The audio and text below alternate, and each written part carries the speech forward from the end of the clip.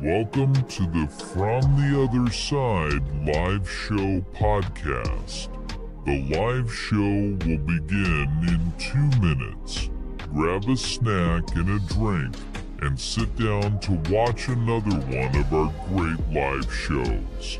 If you haven't yet, please subscribe, hit the thumbs up, and share the live show video link. Enjoy the show.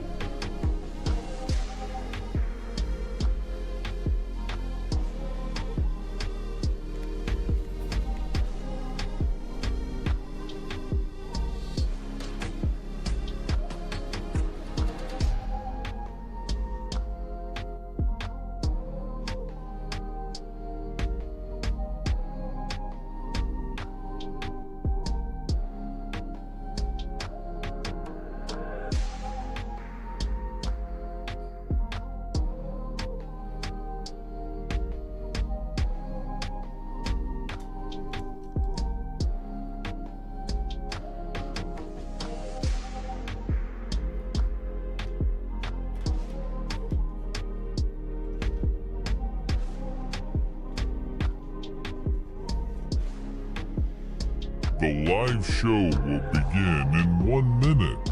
If you haven't yet, please subscribe, hit the thumbs up, and share the live show video link.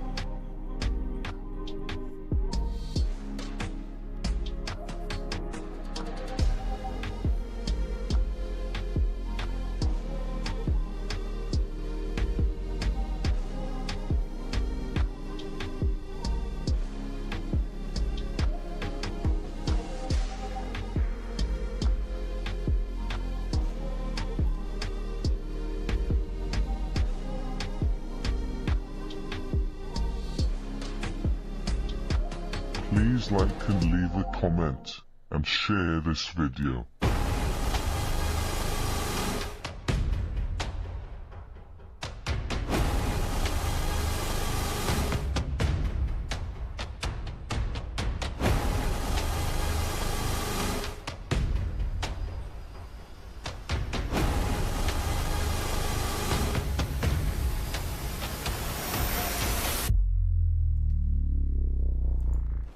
Hey, welcome to live show 107, Belarus presidential elections.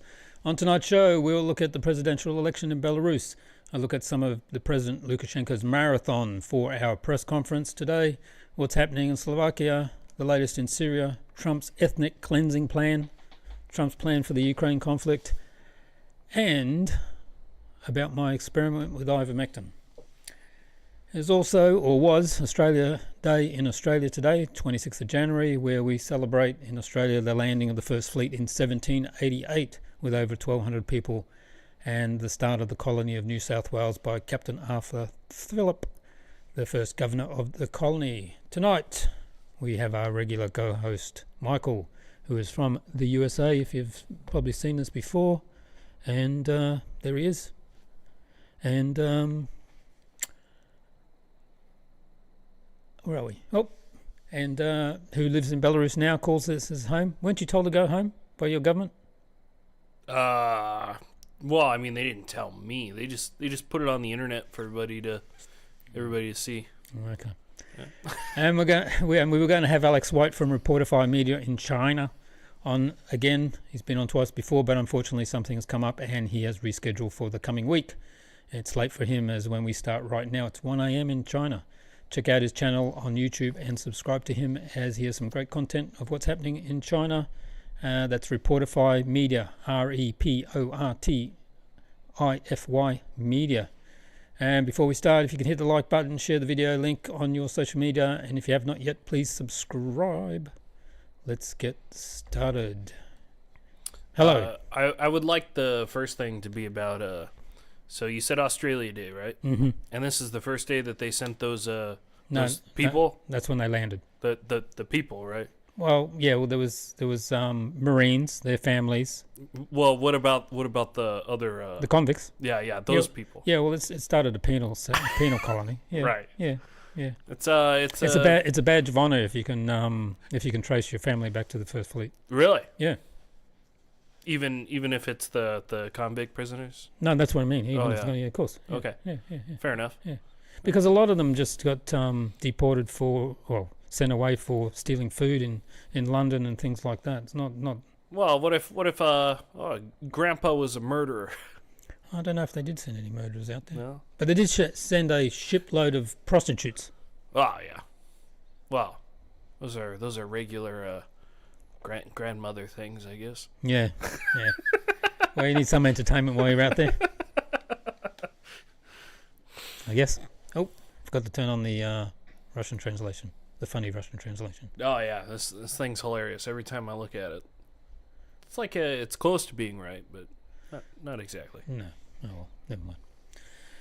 Okay, today, also 26th, is the presidential election in Belarus, and as of 2 o'clock this afternoon, nearly 70% of people had voted. 67% actually. So there you go. And don't know who's in the lead, so I'm going to have a look in a minute as we go along. And I've got a video of the big man himself going into a polling station to vote. And I'll just put the camera on you while I get the video ready. That's you. Stop looking at me. Yes, your eyes will burn. Wow. I'm just I don't know. I don't like it when people look at me. You're in the wrong place then. I am in the wrong place. Yes. We should do a radio show with no picture. Oh, I've got a radio station, a real one. Yeah. Well, isn't this an internet radio station? No, this is a podcast. This is video podcast. What the fuck is the difference? Well, because it's got video, and we're not playing music and things like that. Well, I think couldn't you just play the audio on Rumble? Yeah, I suppose you could. Yeah. So. Yeah. I don't get it. Oh, we got a video. Here we go. Okay, so here's the video coming up. And I have to do that. And there's us there next to it. Okay, so this is President Lukashenko coming into the polling station to vote. And if you have a look down the left-hand bottom corner is his German Spitz. I love that little fluff ball. Yes, and I'll tell you what he said about his dog shortly. But here we go. Look. And he just marked the polling station, so it's his. Yeah, I always piss in the corner first thing whenever I walk into anywhere. That's it's my favorite thing to do. Is it? Just lift my leg and give her a go. Give it a go. Just trying to grab something. And he said, someone asked him about his dog, and he said they didn't give him to me, but he became attached to me. And he said they didn't give him to me, but he became attached to me. I love him very much. He's like a child. His main competitor is Kalia. I didn't think that you could treat an animal, a baby, like that. He's extremely loyal, reliable. If I go somewhere, there will be people, he gets jealous. So what, they gave it to the wife, or? I think he gave it to the son. Ah. And then the dog decided, no, I'm going with the big man. Well, yeah, they always pick the leader. So that'll tell you all you need to know about that. Yeah, the alpha.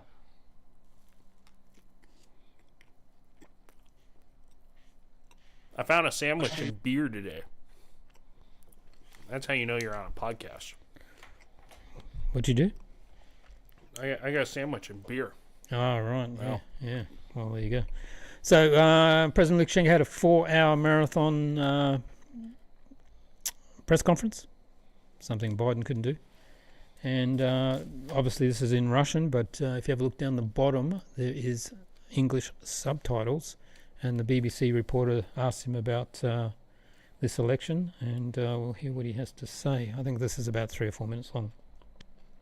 Не только не допущены к выборам, но и некоторые из них сидят, да. Более того, более 1200 политзаключенных осталось. Подожди, уже ж выпустили немало. Это ж 1200, ты говорил, было накануне. Осталось. Ну, если вычесть больше 200, так сколько получится? Ты что, в школе не учился? Я просто к тому, что если никому рот закрывать нельзя, может быть, пора открывать вот эти камеры и выпустить этих политзаключенных. И Марию Колесникову, и Сергея Тихановского. Опять ты за Марию, боже мой. Ну ладно, отвечу тебе на этот вопрос. Ты говоришь про закрытие рта или закрытие в тюрьме кого-то? Ну, если рот, это одно.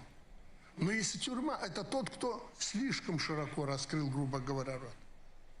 Тот, кто нарушил закон. Ну, естественно, что в Англии и в Соединенных Штатах Америки нет тюрем. Почему ты не приводишь положительный пример? На время лукашенковского времени в тюрьме сидело более 40 тысяч человек. Сейчас менее 20. Это хороший результат? Ну, хороший, положительно, по крайней мере, нашу диктатуру характеризует антидемократический режим. Почему вы об этом не говорите? Ну, а тот, кто нарушил закон, тот будет сидеть. И даже там мы ему рот не закрываем. И Мария Колесникова и другие, о которых ты говоришь, я помню, этот вопрос ты уже 2-й раз задаешь, как родственник все равно. На БРИКС ты мне, по-моему, задавал про Колесникову, что она умерла, что никого туда не пускают. Скажу откровенно, ты меня подтолкнул к тому, чтобы я поинтересовался. А что там происходит с Марией? Говорят, здоровая. Даже пресс-секретарю говорю, ты же Стива знаешь, он же все равно навяжется с этим вопросом. Посмотри, доложи мне лично, кроме тех, кто там смотрит за ней и где она находится. Что с ней? То говорит, нормальная, здоровая. Я говорю, ну покажите ее народу. Показали вроде там. Кто-то ходил к ней. А, ты за отца говорила. Не пускают родственников. Я говорю, ну почему вы отца не хотите пустить? По закону отец не имел права с ней встречаться. Она нарушает режим. Он установлен в Америке, в Англии у тебя или еще где-то. Режим есть. Если ты его нарушаешь, ну, отвечай. Но я говорю, слушайте, у меня к вам просьба, это мое решение. Пустите, пусть отец ходит. Но покажите Стиву, что она здорова, что она нормально выглядит и так далее. Видел фотографию? Видел. Так как же мы рот закрываем? Если бы, слушай, вот этот вопрос ты даже американскому президенту бы и не задал. Даже у себя там, даже в России, где ты находишься, ты бы этот вопрос не задал. Ты мне свободно задаешь, я тебе свободно отвечаю. Не перебирай, Стив.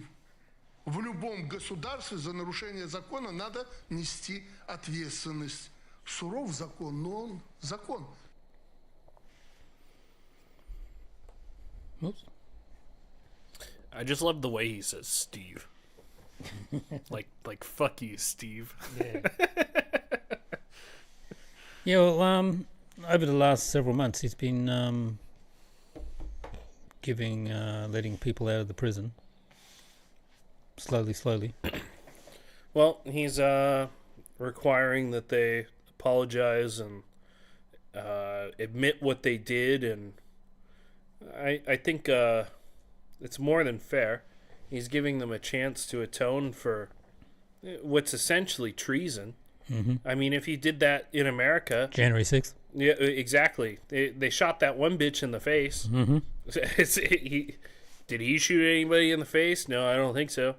I mean, probably some people got hurt during the stuff that was going on, but I mean, how do you not get hurt during a fucking riot? So, no, it's just like he said. You wouldn't ask any of the other leaders about that. Why do they ask him about it? And he has a lot less people that are in trouble now than they had before. They had a lot of people in prison before. I've met a lot of people here that have spent some time in prison, and it wasn't for rioting or something like that. I mean, there's a fair number of people here that do some pretty dumb shit, to be honest. But I think he's lowered that quite a bit. So, I mean, it's Well, look in the UK where you can get arrested and jailed for social media posts. yeah. Don't post on Facebook, or they're gonna come knock on your fucking door. Or in America, you know, where they have more people in prison per capita than anywhere else in the world. But you know, we're the most free country, right? Yeah. Well, you're free to go to prison. Right. Well, and then when you go to prison, you get to do free labor, so you're just a slave. And the prison isn't run by the state either. It's private. Yeah, it's a private industry. Didn't Kamala didn't let people out because they needed the labor? I think everybody has done that, except for when Trump pardoned Kodak Black. You know who Kodak Black is? No. He's some Miami rapper. He's they're from the 954 or whatever, where they're always doing the fucking thing. And like after Trump released him from prison, I forget what he went there for. It was probably drugs and firearms related. And as soon as Trump let him out, he got picked up for drugs again. And he was just on. Do you know that Kai Cenat streamer guy, the black guy? Yeah, he was on a stream with him, and Kodak was fucking tweaking. I mean, like, dude was doing meth, and he was sitting there, and he's like, and like, you could totally tell that dude was fucked up, and he even said some shit about being on some stuff, and yeah, Trump pardoned that guy. the first time he was president. So I don't know. It's the way that reporters ask things in Western views. It's very hypocritical, and I don't know. If you wanted to ask some of these questions to anywhere in the West, I think once you start pointing stuff out, they tell you that these are inappropriate questions, and at least he said that it's an inappropriate question because, I mean, in all honesty, it is, but he still sat there and he answered it. How many times have you seen them ask questions at the White House and they'll just not answer it, or they'll kick out the reporter, or drag the reporter out like the other day? Right. So, wait, what happened the other day? I didn't see that one. Didn't you? No. Blinken was up there doing his swan song to the reporters in the White House, and Max Blumenfeld asked him some questions. Or yelled out some questions to him, and he wouldn't answer them. He was saying, I'll answer them later. Oh, yeah. And so they asked him to be moved, and so he left nicely. And then this other, I can't remember his name, he started yelling out questions, and the security came in and actually picked him up by his legs and arms and dragged him out. Well, it's a good thing we have freedom of the press, huh? Yeah, it's a good thing we have them to hold the American government accountable for the things they do. Yeah, exactly. Exactly. So we've got Lukashenko again talking about the opposition. So let's watch him there. Оппозиция – это те, кто находится в стране. А диалог я готов вести с теми, от кого что-то зависит. Вот от оппозиции внутри нашей страны, я знаю, один из кандидатов в президенты у нас, Аня Конопатская. Ну, слушайте, она меня критикует уже лет, наверное, 15, не переставая.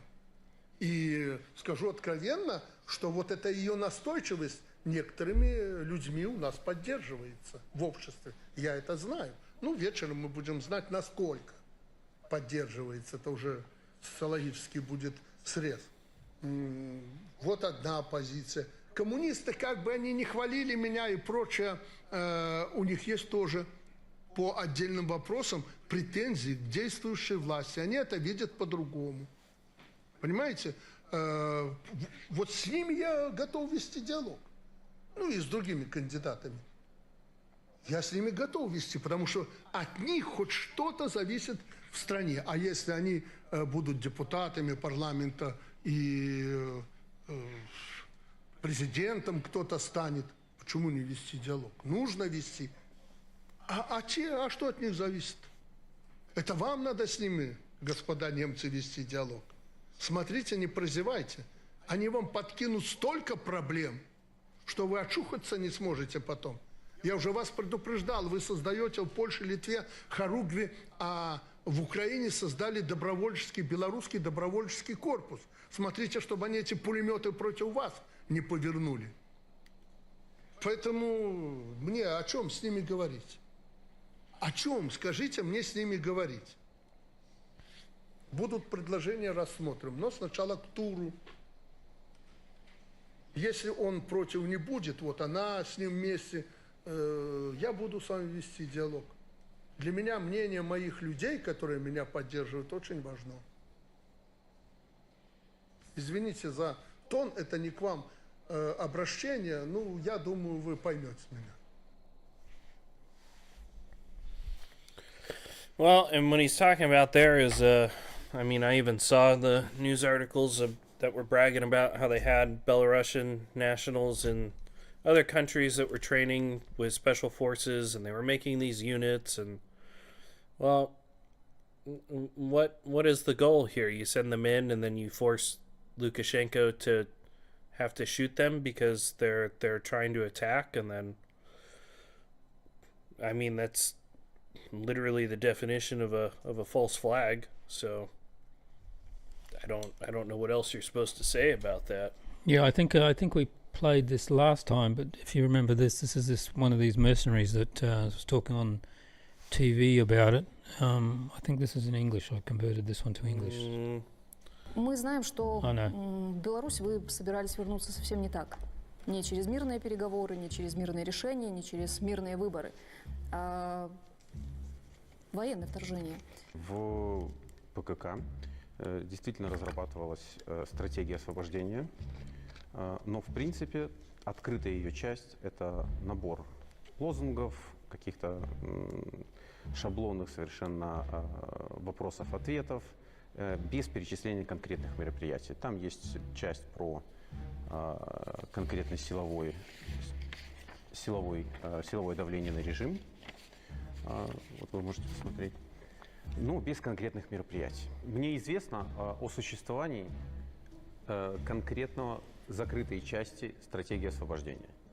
Ну, то есть секретные протоколы этой стратегии, где уже перечисляются конкретные мероприятия, варианты развития событий. Если говорить про суть, то суть достаточно проста. Это комплекс мероприятий, разработанных, в принципе, с помощью серьезных организаций, западных спецслужб Литвы, Польши, ну и, конечно, СБУ, суть которых довольно простая. Это вооруженные силы занять определенную территорию Беларуси, объявить, что она освобождена, пригласить на эту территорию законных представителей демократических сил, ну, Тихановская, Латушка, а после обратиться к иностранным государствам, к соседям, к той же Польше, к Украине за помощью и поддержкой. А зайти откуда? С какой территории? Например, Брестское направление, город Маларита. В том числе и такой вариант прорабатывался. То есть территория Украины? С территории Украины. Далее в рамках подготовки готовятся сами подразделения. Ну, то есть, например, сам полк Калиновского, у каждого подразделения в любом случае внутри есть своя задача, соответственно, прорабатываются первоочередные цели, цели второго порядка, логистика, кто куда заходит, кто какие цели в первую очередь берет под контроль. И проводится соответствующая подготовка. Ну, например, намечаются цели для минометных расчетов, артиллерии и так далее. Но вы упомянули западные спецслужбы. А можно назвать страны, которые помогают вот этот план Смотрите, составлять? Помогает СБУ, потому что в любом случае СБУ ведет мониторинг постоянно того, что происходит на границе. Соответственно, у них есть информация о любых приграничных районах. Ну и, конечно, это спецслужбы Польши, Литвы, которые имеют наибольшую заинтересованность, скажем так, в приграничных районах, в информации с приграничных районов. Вот это подготовительный этап. А основной какой? При начале операции главное в целом – это внезапность. То есть это незаметное сосредоточение войск и подразделений у границы. Далее внезапный переход границы. Например, если мы берем Малорицкий район, то это переход в районе населенных пунктов Макраны и Сушеницы. Погранпереходы там, по-моему. Да, там же были погранпереходы в сторону Украины. Подавляют сопротивление силовиков, любых силовиков. Мы же понимаем, что там будут и милиция, там стоят погранцы. Скорее всего, есть какие-то части усиления с вооруженных сил. Соответственно, цель или подавить их, или связать боем, вступить в прямой огневой контакт. В целях обеспечения беспрепятственного прохода основной группы. То есть идти и убивать. So you got a plan to do like a Kursk thing where they come across near Brest and take part of the territory and then ask Western forces to come in to help. Well, yeah, and then she sits there and asks them, oh, what countries are going to help you? And then shows all those fucking idiots driving around in Humvees. So, yeah, I wonder which fucking country that is. Yeah. It's making me think real fucking hard. Yeah, exactly. And as you know, Lukashenko has asked for that hazelnut missile. Wait, what? The missile, the Osherenko. Oh yeah. Hazelnut. It relates to it. Converts to. Is that what it's called? Yeah. Oh. Yeah. Because when you open it up, it looks like inside a hazelnut. The only time I've seen the word Osherenko is on chocolate Shroknik. bars. No, Shroknik. Anyway, so yeah, well there you go. So here is him talking about where they're going to deploy it. В конце декабря вы общались с президентом России Владимиром Путиным и попросили у него комплексы «Орешник», причем даже 10 штук. И вот хочется спросить, зачем вам эти комплексы? И вот, и где вы хотите их разместить? Это вот первый вопрос. Спасибо. Что касается «Орешника». Когда появилось в Беларуси ядерное оружие, Стива почему-то прежде всего, извини, так было, его прежде всего взволновал. Как в Беларуси ядерное оружие и прочее.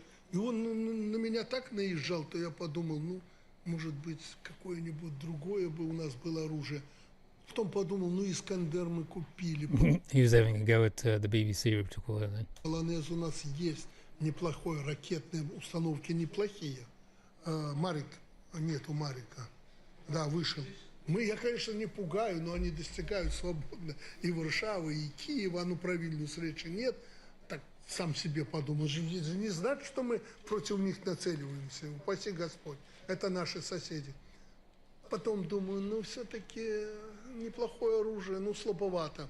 И тут бах тебе, Орешник появился. Я к старшему брату говорю, слушай, я, говорит, понял, мы подумаем. Подумал, приехал в Минск. Я говорю, что, поставим. Хорошо, я тогда публично тебя поблагодарю. И вот в Минске как раз, когда мы проводили здесь мероприятие в рамках союзного государства, я об этом сказал. Вот такая вот была предыстория. С тех пор Стив как воды в рот набрал. Он меня не упрекает в ядерном оружии, потому что понимает, что у нас вот буквально с дня на день будет Орешник. Мы договорились с президентом Путиным, что следующая установка, она даже раньше будет поставлена в Беларусь, нежели в Россию. Я правильно поступил? Мы не отказываемся от ядерного оружия. Нет. Это страшное оружие. А Орешник, страшное оружие, но не такое. Пускай будет у нас. Спасибо за обстоятельный ответ. Нет. А где вы хотите его разместить, это оружие, эти комплексы? Тебе точку назвать? Хотя бы примерно.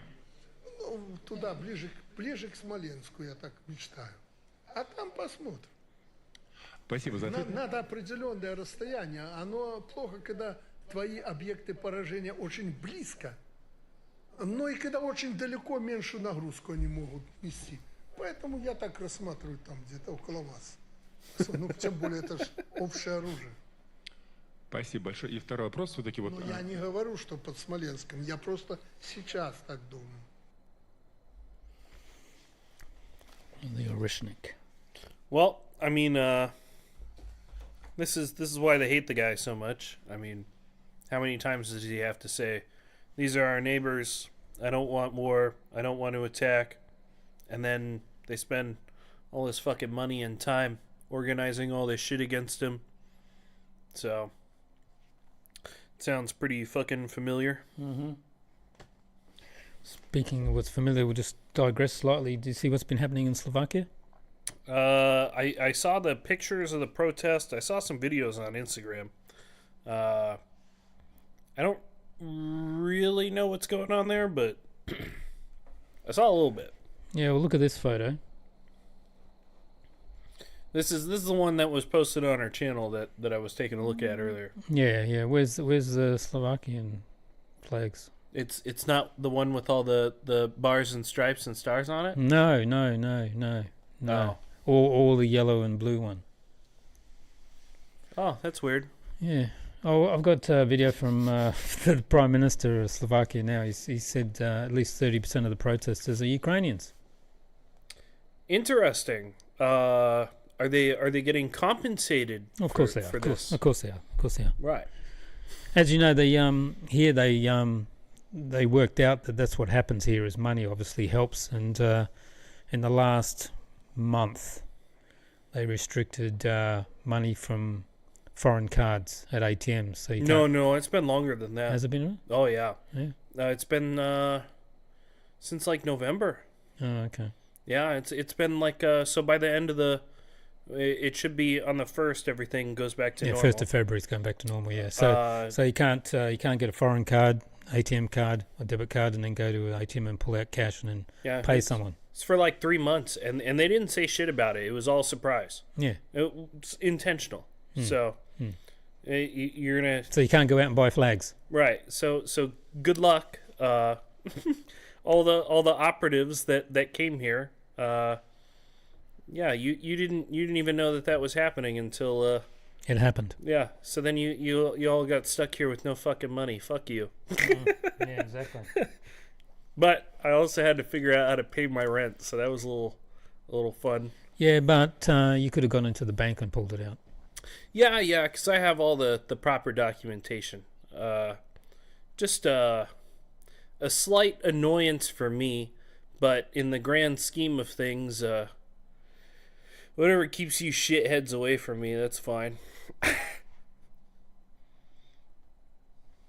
Oh, we got a new video, huh? Yeah, so this is the Prime Minister of Slovakia. Is it Fico or Fico? F-I-C-O. I don't speak Slovakian. You don't? I thought you were multilingual. Well, do they use Cyrillic? I would have to see his name in Cyrillic to know how it's really pronounced. Okay. English is stupid as an alphabet. You know that? In Russian, if you know how to read everything, you just read it how it's spelled. It's phonetic. Yeah. It's not like all the fucking guesswork. The only problem you have in Russian is sometimes you have to guess if the O is an O or an A. But that's confusing enough. Yes. But I'm sure you could work that out for the letters before it. Well, I'm and after it. I'm told that they just do it by feel. That's the only way that they've explained it to me. Because the word spasiba, thank you. Yeah, on the end it looks like it should be spasibo, but it's spasiba.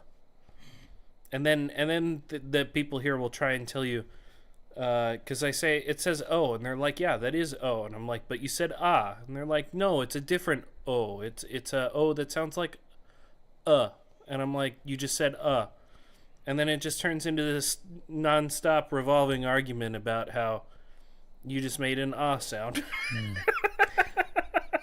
So here he is talking about the opposition and the protests that are going on, so we'll listen to him now. And obviously he'll be speaking Slovakian, so the subtitles are on there in English. 100% opozíciou. Oni sú tam len ministrantami, títo naši opozičníci, pretože túto omšu, ako sa hovorí, celebruje niekto iný. A celebrujú ju mimovládne organizácie financované zo zahraničia, ako je napríklad Mier Ukrajine, ktorý je samozrejme personálne automaticky napojený na progresívne Slovensko. Kedy bude niekto vyhostený? Áno, však idem sa k tomu dostať práve. A máme tu skupinu inštruktorov z viacerých krajín, ktorí presne inštruujú, že vymyslite si príbeh, zvolajte ľudí, vytvorte strach, že vláda chce vystúpiť z Európskej únie. Zorganizujme nejaký stret s políciou, nejaká brutalita príde a potom sa začne okupácia vládnych budov. Presne to, čo v tom pláne majú napísané, lebo ten plán bol zverejnený už aj mediálne, môžem teraz o ňom hovoriť. To je špeciálny plán, ktorý hovorí, ako postupovať pri okupácii vládnych budov, ako zastaviť činnosť vlády Slovenskej republiky. Hovoril som aj po Bezpečnostnej rade, hovoril som aj teraz ráno s viacerými ľuďmi, ktorí za to zodpovedajú. Momentálne sa pripravuje zoznam ľudí, ktorí budú vyhostení administratívne z územia Slovenskej republiky. Myslím si, že toto prebehne v priebehu najbližších dní. Po druhé, sa veľmi jasne teraz preverujú finančné toky, ako to bolo celé platené, organizované. Ukrajinská televízia tu pobehuje po mítingoch, kde je tretina Ukrajincov, ktorí to hučia proti slovenskej vláde. Nechápem, čo Ukrajinci majú čo húčať po slovenskej vláde. A potom ukazujú na Ukrajine v televízii, ako sú Ukrajinci nespokojní na Slovensku. Oh, weird. Ukrainians are dissatisfied in Slovakia. Mm-hmm. Oh, cool. I don't think anybody fucking cares. Yeah, because also Slovakia doesn't want the war and also wants better relations with Russia and still buying their gas. Well, and is not happy with Ukraine because they cut the gas off. So this is the same problem when you have people that come to America and then sit there and complain about it, and then they're like, "Oh, I want this to be like how my country was." Well, then why don't you fucking go live there? I don't understand it. I come to Belarus and I respect Belarus and I like here. Do I sit here and complain about how, well, this should be more like America? Oh, as I always say, if you don't like it here, don't fucking live here. Well, yeah. Well, you remember a long time ago in America, I remember when I was a kid, people would say all the time, it used to be an insult. Well, if you don't like it, if you don't like living here, you should go move to Russia. Well, guess what? I did. Fuck you. Well, not Russia. I'm close enough though. Oh, white Russia. Yeah. We're Belaruski now. We're white Russian. So, I don't know. It's really ironic. You have people that take these Ukrainians in, and then they're extremely ungrateful. And well, it's like I don't know. These people that jump the border in America, they come from all sorts of countries and jump the border from Canada or Mexico, and then next thing you know, they're bitching about how they don't have this, they don't have that. Give me more free money. And I think it's a tale as old as time. You let people in, they're going to try and change your country. Unless they come in the right way. I did all my fucking paperwork. Where's your paperwork, Ricky? Yeah, I'm talking to a specific person here. Okay. Bitch. That was the story earlier. And here we have the Prime Minister going on and saying Ukraine will never be in NATO or the EU. A Ukrajina nikdy nebude v NATO. A keď počúvam v poslednom čase vyjadrenia viacerých politikov, bude mať aj obrovské problémy so vstupom do Európskej únie. Hoci my patríme do tej skupiny krajín, ktoré hovoria, že rozširovanie Európskej únie je nevyhnutné, je potrebné a každý, kto splní podmienky vrátane Ukrajiny, má právo sa stať súčasťou Európskej únie. There you go.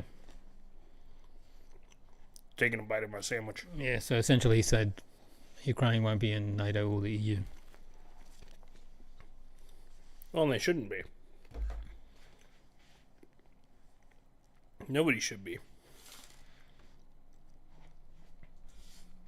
It's a bullshit council to try and take power away from other countries, and no, the whole thing's a fucking sham.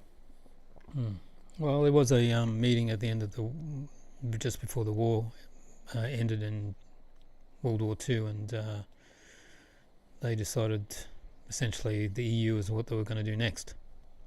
So, well, I watched a documentary recently that 11 hours.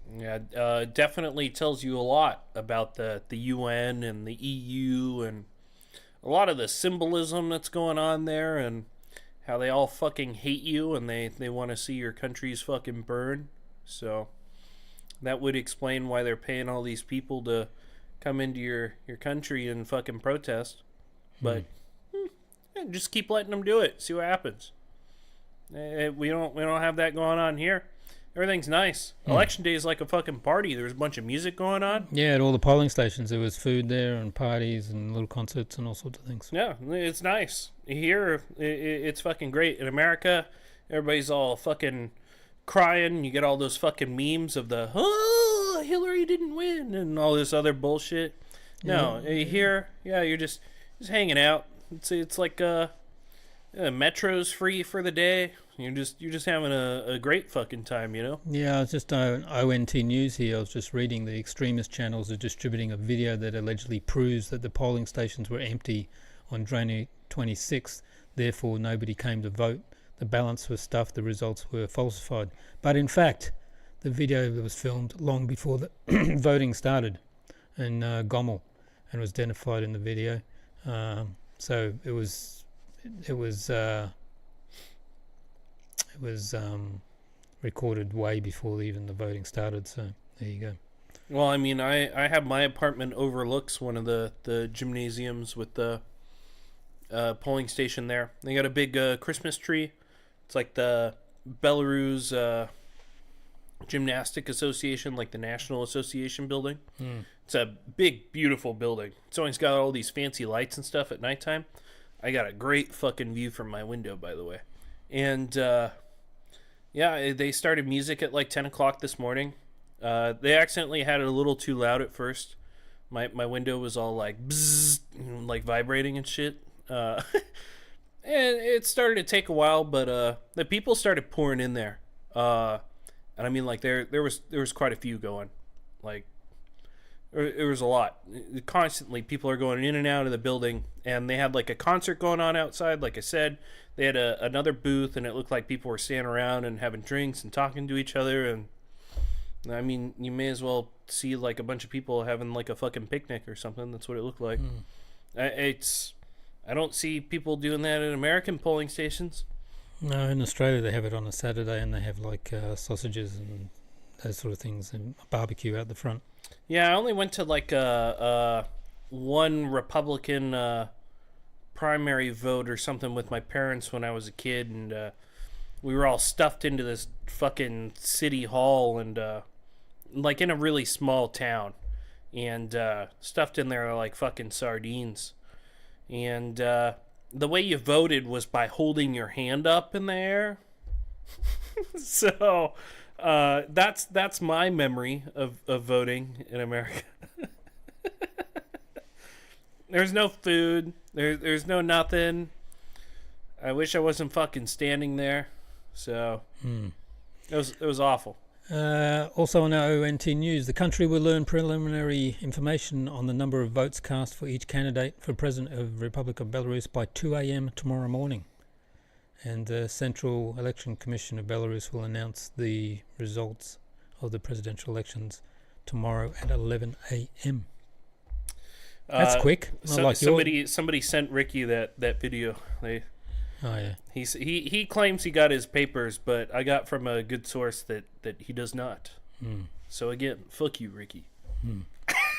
So by 11 o'clock tomorrow in the morning, we'll know who has won the election here.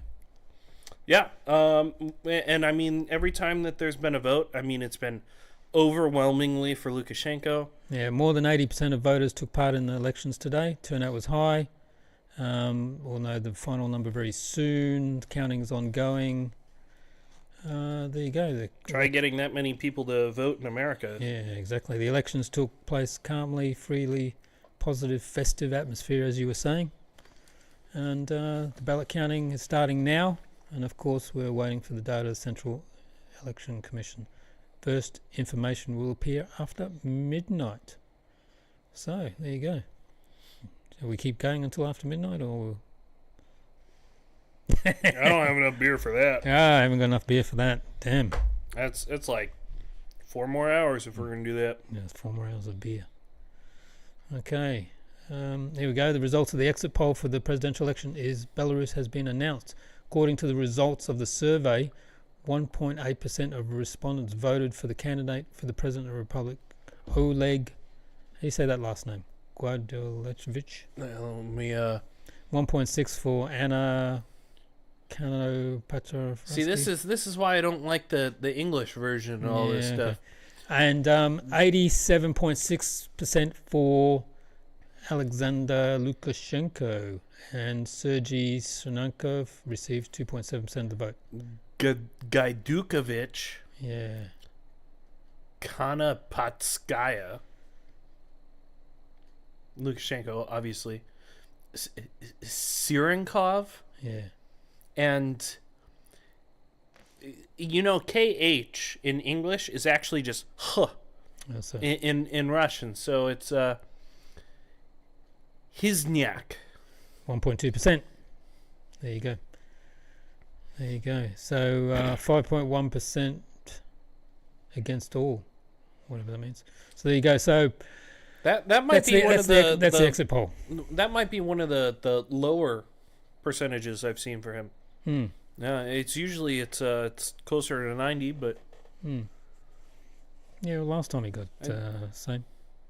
Yeah, around 80%, 80 plus. Wow. Anyway, this is only exit poll. You never know. I don't think an American president has ever gotten more than 40 something. So. Well, because people know here that if they vote for someone else and all that stuff comes from the West, it's going to end up like Ukraine. Well, yeah. I mean, the thing is that obviously he's done a good job here. So why would you vote for somebody else? Exactly. But the problem in America is, I guess traditionally, you vote for somebody 4 years. They start to work on the promises. I mean, depends on who they are. Trump said a lot of stuff that he tried to do. I guess didn't do it. Obama just clearly did not even try to do any of the stuff that he promised. And then once they get their second term, then they just do whatever the fuck they feel like. Because what's going to happen? Exactly. They don't got to run for. They can't come back. Is that a rumor that Trump's trying to change the Constitution so he can run again? I don't think so, but I do think that is it in the Constitution or an amendment? No, or something it's an amendment because it was never part of the Constitution. It was just more of like a respect thing where they would only do 2 terms, 4 years each, so 8 years total, because they didn't want to do it as a career. That was before being a politician was a career. They didn't want to be a king. They didn't want to be seen as a dictator. But then during World War II, that was when the excuse, we're in war, was given, so that way the president could go for 3 terms. It sounds like Ukraine. And then after that, then then they signed it. We shouldn't do that anymore. So basically, it was okay when he did it, but then if there's ever a war again, and then there has to be a time where that's okay again, now you can't do that because they signed that you can't do that. So I don't really understand what the point was in that. I think in America, our intentions were to make it so that way you didn't have too much power. Now I think it's the opposite. I think that they don't want you to be in office for too long because they don't want you to have enough time to fix everything. They don't want you to get enough power to do what you're supposed to do. But at the same time, our government is pretty much bought out and paid for by special interest groups and certain people with small hats and that fun thing. So I'm not sure how much of that we're going to talk about today because We'll see. It's We'll see. We'll see. So here's some. Depends on how many beers I have. Yeah. Okay. And how long we stay. Speaking of beer. Speaking of beer. So polling stations for the president elections have closed, as we said, in Belarus. And there were 5,325 polling stations in operation, including 207 in hospitals, sanatoriums, rest homes, and other temporary places of residence, and 12 in military units. And the elections were observed by 486 foreign international observers from 52 countries, and 44,361 national Belarusian observers. Also, 331 foreign journalists from 23 countries have been working in the country covering the election.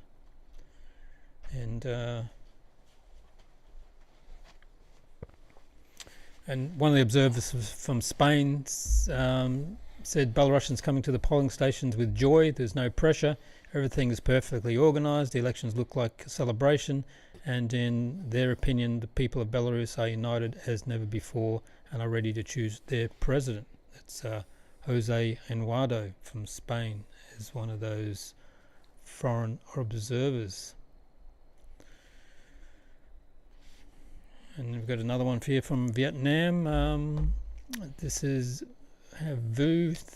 How would you say that name? Vu Thim Chang. Vu Tu Chang. Okay, she's an observer from Vietnam, then the Director Center for the Study of Russia and CSI countries, and she sort of shared her opinion, and she said everything is free and open. I didn't see any problems.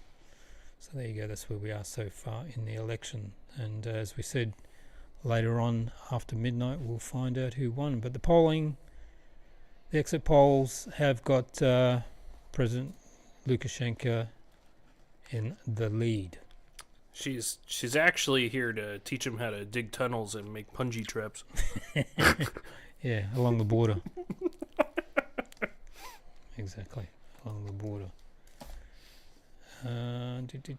So as I said, 2 a.m. tomorrow morning will be the preliminary information on the number of votes, and then by 11 a.m. they'll be calling it, as they say. I'm imagining the Polish border guards hearing Vietnamese in the Belarusian forest. No, they'll be saying that now. Like North Koreans, now they'll be Vietnamese. You know, a lot of North Vietnamese went to East Berlin during that period. Really? When it was East Berlin, there was a lot of Vietnamese from North Vietnam came there and settled, workers and all that sort of thing. And in the West, they had all the Turks. There you go. See?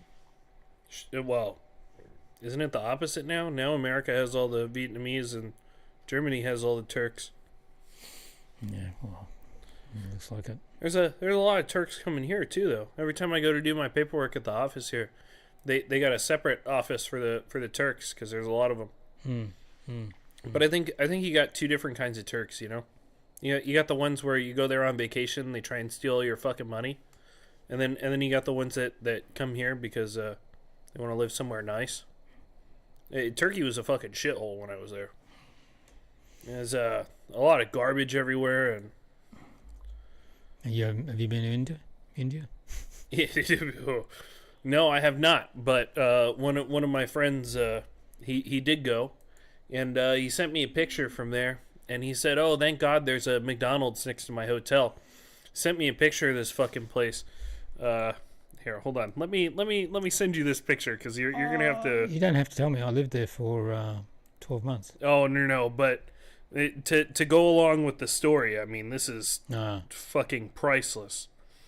Sends me this photo, and oh yeah, here we go. Do you want me to post it up? Oh yeah, throw this on the screen real quick, and thank God there's a McDonald's next to my hotel, so that way I can eat some food. And I was like, oh fuck, that's even worse than I fucking thought it would be.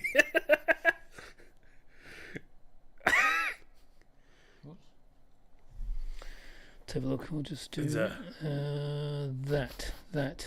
I'm lost now. That one. Oh. Hey, there we go. That was Steve's seat. Yeah, yes, that's... So, good thing there's a McDonald's there. Fun fact, they don't sell beef in McDonald's there. Only chicken. Yeah, but they keep the beef parked outside on the fucking curb while he goes in and he gets a chicken burger. Yeah, you're not allowed to touch them. They're sacred. So yeah, when I was living there, I ate from McDonald's, the hotel, obviously, hotel, restaurant, and Subway. That was it. And I didn't get sick once, which was amazing. I don't think I would trust them at Subway either. Well, I was having... Yeah, I suppose. It's a lot of hands touching a sandwich. Yeah, that's the problem, yeah. But, well, they did have some cleanliness orders there, so at least they kept them a bit clean. I went in and had a look before I bought stuff. They seemed to be all right.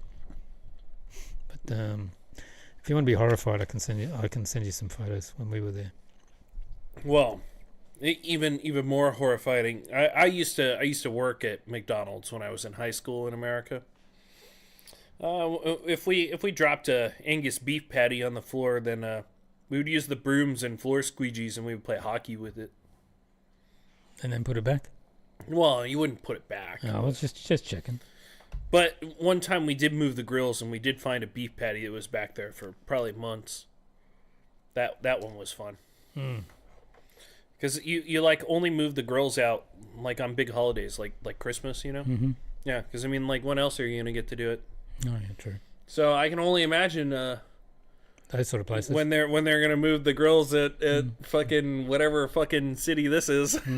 In Hyderabad, when I went into one of them, they had before you could get in there, they had a metal detector At the McDonald's in India. Mm-hmm. Why? At the time when I was there, they were having bombings because I was at Hyderabad and we went to a concert, and while I was there, they had suicide bomber. Oh, Muslims? Yeah. Pakistanis? Yeah, the next door neighbours, yeah. Yeah. Well, they're also Indians. They're just Islamic. Just like the Bangladeshi. Yeah, well, the whole place used to be one place, didn't it? From Bangladesh all the way to the Afghan border. Well, yeah, the Pakistanis are Islamic. Then you got the Indians are all Hindu. And they got some mix in there, obviously. And then the Bangladeshis are all... what the fuck is it? Buddhism that they do? Who? The Bangladesh No, people? the Muslims. They're also Muslims? Mm-hmm. Yeah. Well, and then you've got what's that other country? Nepal? Yeah. Yeah. And I guess the Nepalese are different, but they're Buddhists. all a bunch of fucking the Buddhists as well. Indian mountain folk, basically. Indian mountain folk. I mean, like, I had a Nepalese guy in the army with me, and he said they're basically the same place. I'm just trying to find... We're looking for some pictures. Yes. These are gonna be some vintage India pictures. What is it? 15 years for vintage, and then 25. No. Yeah. So these is houses on the side of the road. Retro is the word I was looking for. Retro, then it's vintage. Yeah. Yeah. So this is one of their vehicles. Yeah, that looks like the guy who was in the army with me. Yeah. Are they seeing these? I don't think No, they're not seeing them, unfortunately. They're on the wrong computer, but yeah. So this... Oh, that's actually the same as my Ushanka. Yeah. Oh, that's the Agra Red Fort. Well, I mean, here's the thing. Their buildings are beautiful. But it's just like, what the fuck happened to these people, you know? Like, they used to build great things, and everything was all cool, and now you just give everybody diarrhea. I don't understand what happened.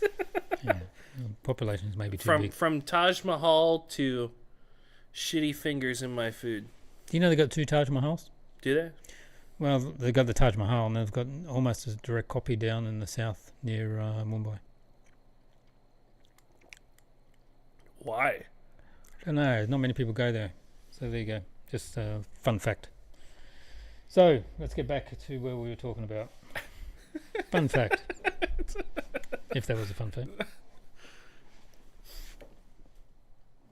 Oops. It sounds more like a useless fact about a useless building. Yeah, well, that's true. It's nice, all the marble work and all that. I'll show you the photos later. I just don't understand. Why would you? It was a tomb. It was a tomb. The guy loved his wife, so he built it for her. So he built a second one. I don't know about the second one. I have to. No, see, I don't understand the second one. Yeah. Why the second one? Well, it's obviously another one. But yeah, so there you go. It's like if I built a. And then the son locked up the father to take over. So that wasn't very good. Bit of crappy fact there. Yeah, There we go. We're back to the Prime Minister of Slovakia, and here he is, and he's talking about a massive cyber attack on the country there from Ukraine. Útok. Tentokrát je cieľom Všeobecná zdravotná poisťovňa. Kým sa k tomuto útoku dostanem, tak ho označím za súčasť učebnicového modelového príkladu, ako sa likvidujú neposlušné vlády. Vlády, ktoré majú na niektoré veci iný názor. Vlády, ktoré... That's true what he's saying though, eh? Governments that hold different views on certain matters, governments that are not afraid to say no. Nemajú problém povedať ukrajinskému prezidentu. And then they start having problems. I don't think the problem is that you're saying no to the Ukrainian president. Well, to the EU he's talking about as well. Well, I don't think the problem is that you're saying no to the EU. This is I've only had 2 beers. We can't dive into this so quickly. How does this happen every time? It always goes back to the same people. Yes, it does go back to those people which we cannot talk. It's like Voldemort in Harry Potter. You can't talk about him either. And I don't know if you saw this in Italy. Oh yeah. Yeah, there's support for Lukashenko there. Well, and that's the where did we have the other pictures where they? Yeah, I saw that. Yeah, those ones we posted the other day. What was that? I can't remember. Yeah, there was another country. So Lukashenko posters had popped up in random places. Multiple countries. Yeah. But the funny thing is, whoever's putting this stuff up, obviously, they're just draping it over a bridge and then they run away or.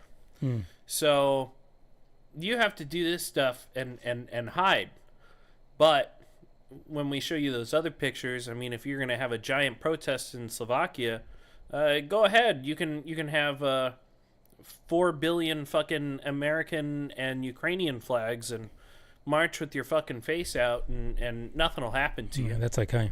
But I guarantee whoever put this shit up, if they caught them doing that, they're going to get absolutely ass fucked. So, ballsy move, but it's appreciated.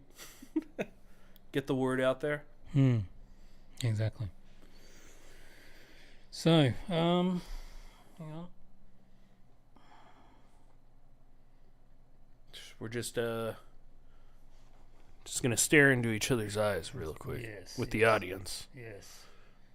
Whisper into your ear. I'm just trying to find a video. Give me a second. Looking for a video. Oh, this is going to be fun. Yeah, this is a Trump one. This is where he's actually saying that Egypt and Jordan should take all the Palestinians. So he's sort of suggesting ethnic cleansing. So let's listen to him. I'm talking to General El-Sisi tomorrow, sometime I believe, and I'd like Egypt to take people, and I'd like Jordan to take people. So he's saying he's talking to the Egyptians and Jordanians, asking to take people from Gaza. Probably 1.5 million people, and he's saying 2.5 million people they can take. We just clean out that whole thing. He said we clean out that whole thing. You know, it's over the centuries that's had many conflicts that site, and I don't know. It's something has to happen, but it's literally a demolition site right now. Almost everything's demolished, and people are dying there. So I'd rather get involved with some of the Arab nations and build housing in a different location where they can maybe live in peace for a change. Temporary, or would they It could be either. Yeah, so there you go. So he's suggesting that all the Palestinians from Gaza should move out of there and go to Jordan and Egypt. Well, and then he can build condos on the waterfront. There's two different ways of looking at this. You can either take him at his word. I mean, what he's saying isn't wrong. A lot of people are dying there. You do need to find some sort of solution. But are you really going to kick out the people that have lived there for hundreds, if not thousands of years? I mean... Yeah, but he thinks that the Israelis have been living there, not the Palestinians. Well, but the Palestinians are the Israelites. They are the Hebrews. They are the original ones. We talked about this on another show. There's a reason that the sons of Judah were not allowed back in that area for a very long time.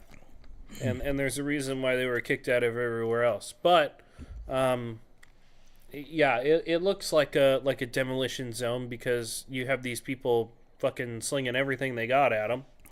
And I don't know. I hate to say it, but if you can't get rid of the Jews that are doing that stuff to them in the area,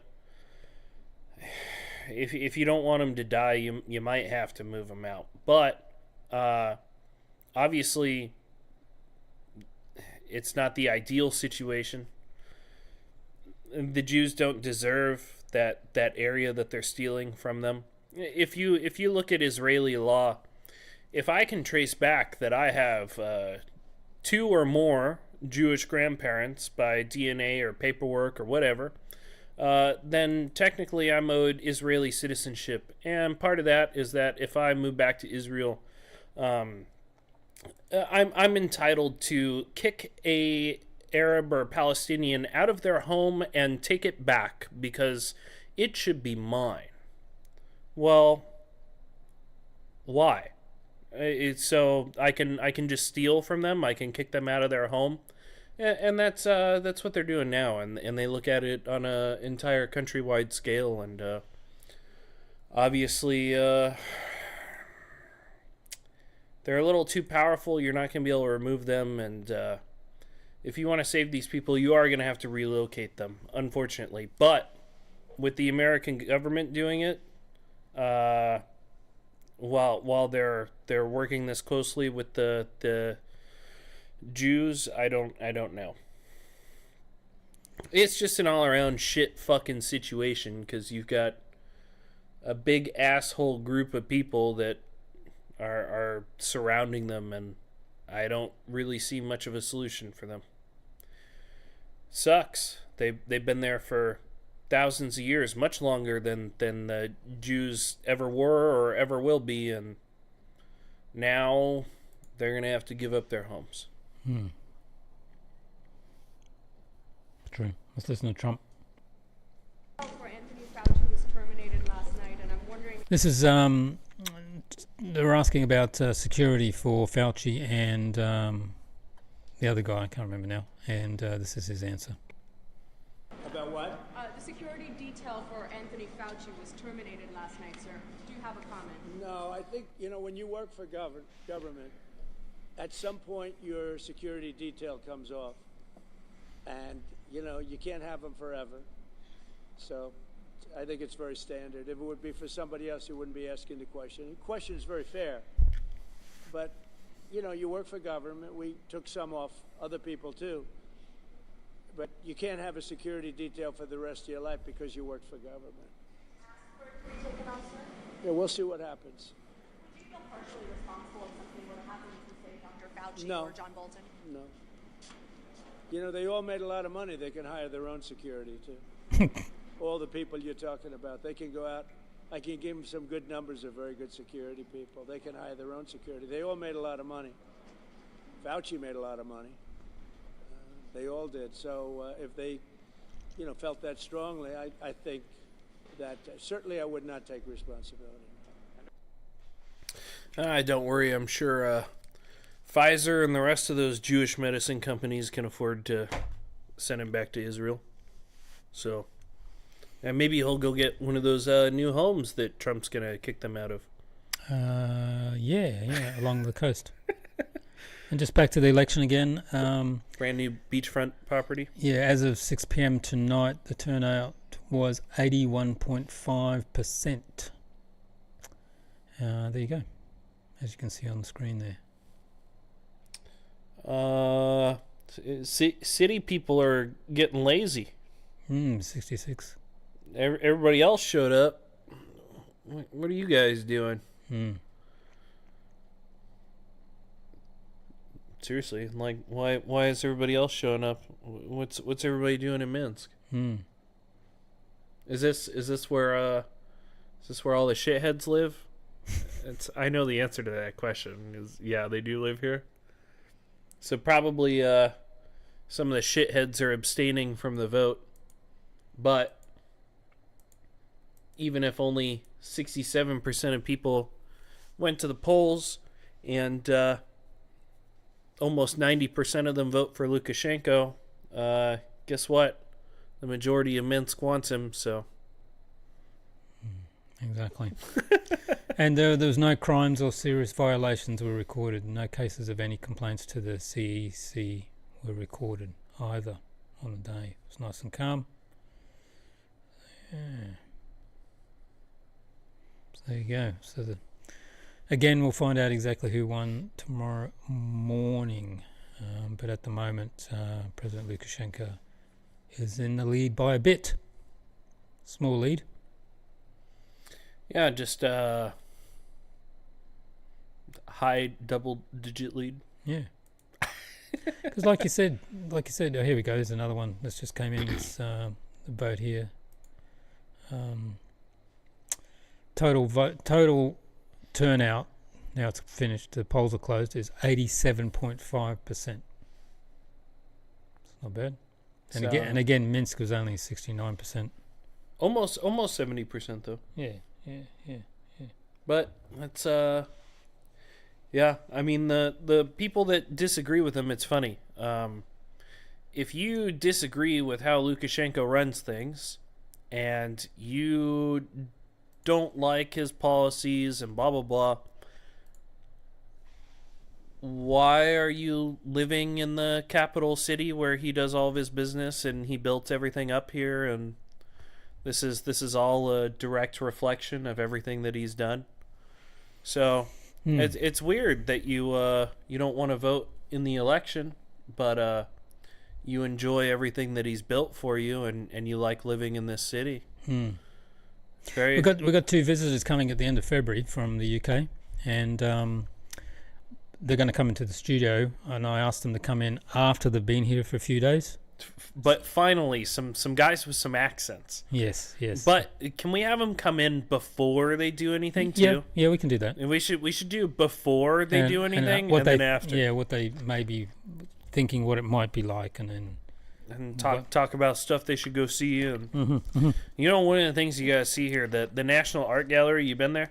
No, I haven't. Oh, it's fucking beautiful. Have you been to the Great Patriotic War Museum? I have not. There you go. Yeah. One each. My girlfriend, she wants to go to the National Art Museum. I told her I've already been there, but I want to go to the War Museum. She does not like the War Museum. I will have to go to the National Art Gallery again first, but she said that we'll go to the War Museum next time. So. I'll go with you.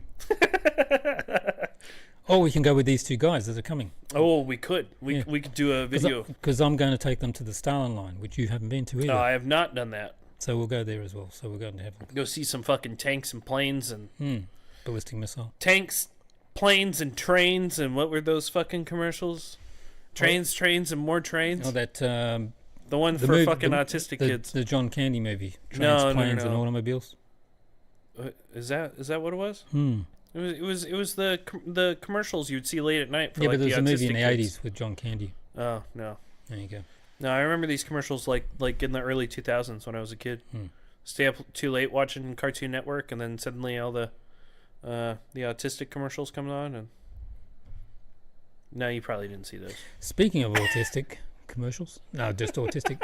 I saw a study the other day. Kids, and this is a medical study, kids that are vaccinated have 212% more medical problems than those unvaccinated.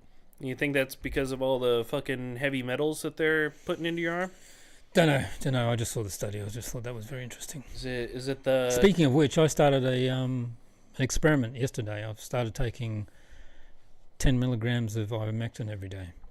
So we'll see. So I'm going to take that for 5 weeks, and then I'm going to get my blood work done again and see what's happened.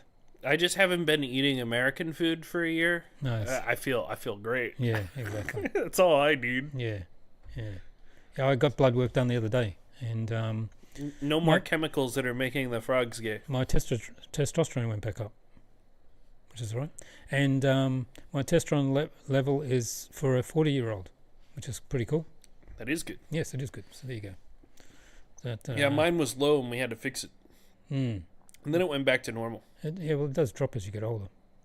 Well, but the level that I was at, it was not good. You can blame it all on that Chipotle. I know you love that Chipotle, Ricky, but it's not good for you. You got to lay off of it. It's gonna fuck up your balls. I hope he's still watching. Yeah, we've got a. I'll get this guy's photo up while you're talking about that. I'm just gonna start just randomly speaking to Ricky during all the fucking shows. Oh man, keep talking. I'm so fucking sorry, Ricky. You're just gonna become an inside joke. Like, I'll have to show him your picture. He's his brother sent me a picture of Ricky. Ricky, don't lose that number. There's some Mexicans that live in Chicago, and he said Ricky's been eating too much Taco Bell. Send me a picture of him, and Ricky looks all fucking puffy and very round. You gotta stop doing that shit, Ricky. That shit's gonna kill you. You're Mexican. Go make some fucking tacos at home. What's wrong with you? Go ask your fucking mom. Oops. Fucking Taco Bell. So this guy is an observer from Georgia, and he said, I visited the polling stations for the first time where I wanted to dance. He said elections in Belarus are open and transparent. My colleagues and I visited dozens of polling stations, and everywhere we were greeted with a smile and a good mood. Moreover, at one of the stations, I wanted to dance. Maybe someone will say that elections are too serious an event and dancing is inappropriate, but in my opinion, it's wonderful that the people perceive voting as a holiday. So that's one of the international observers from Georgia. Elections are too serious and dancing is inappropriate? He said some people say that. Well, who? You don't want people to be happy about electing their leaders? Well, that's the West, isn't it? A lot of places. Yeah, you want them to fucking freak out every time like they do in America? They're all miserable. Yeah, that's fucking awful. I love it when I see here, whenever they have holidays or anything, there's always music, people are dancing, and I don't know, like even in America, like for 4th of July, like what do you have? Fireworks at nighttime, and that's about it. Fireworks on 4th of July in Alaska is shit. Oh, yeah. Because it's fucking daylight. Oh, I didn't think about that. They don't wait for the 1 hour of night, or oh, fuck off. No. Well, when I was living there, it was just like it's like you couldn't see anything. It's just like whatever. Well, here, I mean, they have for Belarus like Independence Day or whatever it is. Yeah. It's also on the same fucking day, and or Victory Day, or which one's on the same as 4th of July? 3rd of July is Independence Day. 3rd of July, there we go. And yeah, like they have a bunch of concert and music, and like there was like fairs and stuff. Like, I mean, they don't got fucking funnel cake, but they got the equivalent. They don't sell fucking corn dogs and shit, but I mean, you got beer and music and people dancing and laughing, and at nighttime you got a fuckload of fireworks and stuff. And you know what I think the greatest thing about being here is whenever they have a holiday and they launch fireworks, It's in a bunch of different spots. Yeah, they do. So you don't have to just go to one place. Big show in the middle. Yeah, because I remember, like in America, I tried to go to the big show in Rockford, Illinois one time for 4th of July. And, man, you couldn't go fucking anywhere. We couldn't get anywhere near the show because everybody was all going to the same fucking place. Here, like even when I look out over my window, I have a big view of like a water reservoir. It's like a big lake almost. That's the river that goes through the city. Yeah, the river goes through the middle of the city, but they have like a big reservoir that they keep here up at the top. And I look out my window because I live on the 9th floor, and as I look across it, I mean, I can see fireworks out all around in all different spots, and it's fucking beautiful here whenever they do that.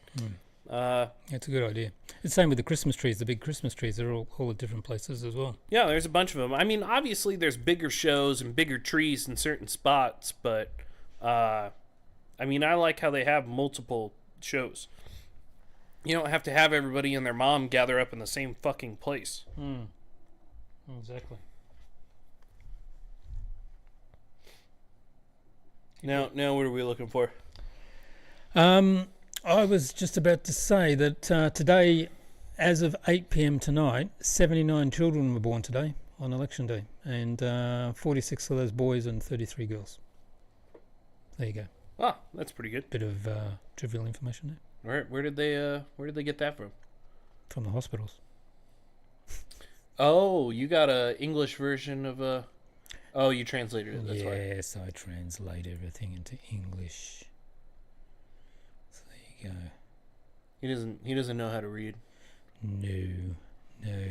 And latest coming in is nationwide as 8 p.m. tonight, 70%, 85.7%, as we said before, voted. And it's the same about the kids there. And, yeah. There you go. So it looks like President Lukashenko has won. Congratulations. Oh, they already made it official? Well, the exit poll says that, and I'm sure they're on it. So, it's a bit of dead air now. Well.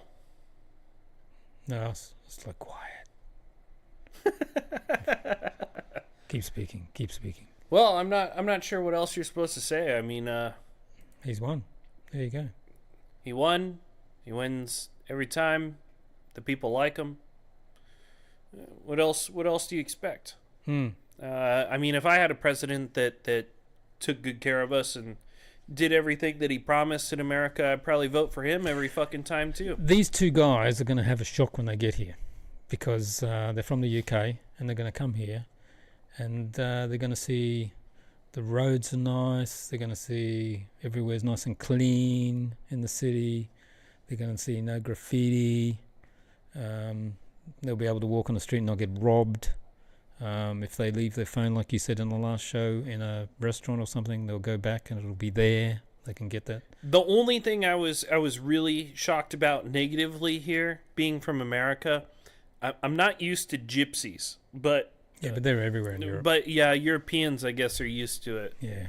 I mean, they're everywhere. But for us, I don't know. I've never seen organized bums like that before. I did watch that one movie with where Brad Pitt was like that gypsy boxer or whatever. What fucking movie is that? Don't know. You don't know what I'm talking about?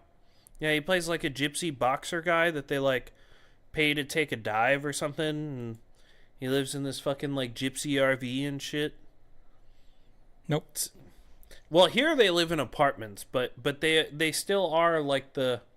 In London, they're all over the street begging, but apparently, obviously, it's a scam. You know, they all go back to the same place and put all the money in, and that's it. And if you have a look at the beggars, on the women on the floor, they're dressed up old, but if you look at their hands, they're actually really young. Yeah, there's a bunch of weird shit going on with them. I also heard like they'll take you and they'll send you off to like Moscow or something and force you to beg for money on the street for them or so like I don't know, they have something to do with human trafficking rings, drug selling, I heard that they work for the police in some areas, and they got a lot of side hustles going on here. And I didn't know about any of this shit. So when I had an apartment on Karl Marx Street, which is like in the center, like where there's a lot of nice stuff on that street, cafes and whatnot, sitting out having some wine during the summer with one of my friends, and had this little brown boy start asking me for money.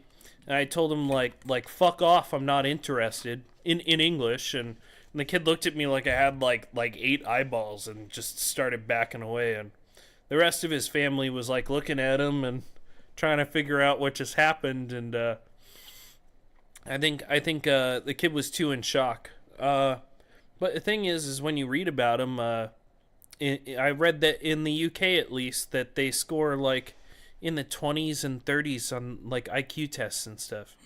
Like, are they doing that shit on purpose, or Don't know. are they really just that fucking stupid? I don't know what's wrong with them. Make a lot of money. Somehow. Yeah, exactly. I mean, they don't make a lot of money. They get a lot of money. You guys give them a lot of money. Stop giving them money. Yeah, because £1 here, £1 there, it surely ends up pretty quick. When Tell them to fuck off. Yeah. In America, if somebody asks for money, they'll say, "Oh, I'm so hungry," or "I'm so cold." Well, what happens as soon as you give them a burger or a jacket? Well, they're going to take that and they're going to fucking throw it in the garbage right in front of your face. I did that once in London. The guy said, "Oh, I'm hungry." So I went into McDonald's, came out and gave him a thing. He goes, "What do I want?" He said, "I don't want this." I said, "You just said you were hungry." No, he's not hungry. I know he's hungry. But I knew in London, I knew a heroin addict there, and he was making nearly £1,500 a day just on the street asking people for £1 and £2 coins. Damn, I gotta move there. I could do so much heroin. Oh, don't do the heroin and you'd be rich. You could put it into crypto. No, but that's not as much fun as doing the heroin. Okay. I mean, I guess I could put it into crypto now and have more heroin later, but I don't know. I just like instant gratification. That's why I do so much heroin. Yes. Not here because you can't get it. So obviously, I'm joking. Yeah, of course he is. Why would I inject heroin? I mean, it's so much easier to just put it in your butt. Yeah, we'll smoke it. So those who have just tuned in, Alexander Lukashenko has officially been re-elected as the president of Belarus for his 7th consecutive term because he's been doing a great job. And that's all we can say. He's been doing a good job. It's we're always hitting these tangents during these conversations. It's just slightly out. I think at least we're not talking about the little hat people tonight. I might be mildly at fault for most of this. We keep digressing. Hey, at least I make the discussion a little lively. You do. Are you not entertained? I should put up a photo of him in case those people that don't know what he looks like. Who? Lukashenko. Oh, how do you not know that beautiful face? Yes. Look at that perfect mustache. There he is. And that, wow. I don't know, dog. I just cut it. I go for the bald thing. I mean, I know everybody's into the comb over, but imagine if he shaved that shit off, dude. He looked like Prigozhin. He looked like Lex Luthor. Oh yeah, true. That's true. A nice Lex Luthor. Well, what did Lex Luthor do wrong? He did nothing wrong at all. He just wanted to do stuff. Yeah. He was going to do stuff, but he didn't do anything. He never got around to it. Yeah. It's the only thing that he did wrong was that Batman didn't like him. It was Superman. Was it Superman? I don't know. All the comic book shit is fucking gay. I don't. There you go. Sorry.